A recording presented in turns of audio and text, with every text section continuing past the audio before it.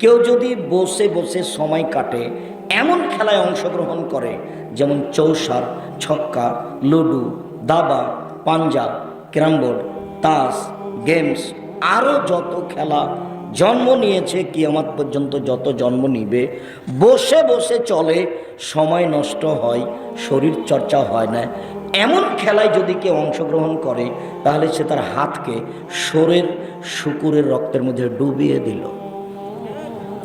হাদিস মুসলিম।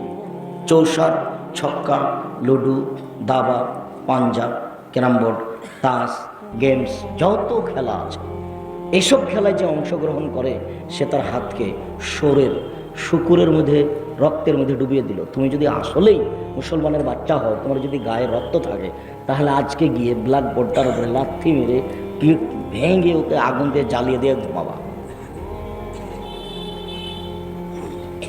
আর যদি না করো তাহলে তুমি বলবে যে আমি মুনাফেক, আমি বক্তব্য শুনি মানি না। বলবে যে আমি মুনাফেক।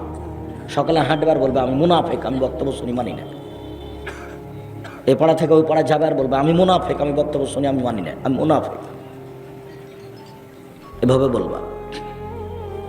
হিন্দু তো আসেনি, তুমি তো এসেছো। যদিও আমি হিন্দুকে আসতে বলেছি।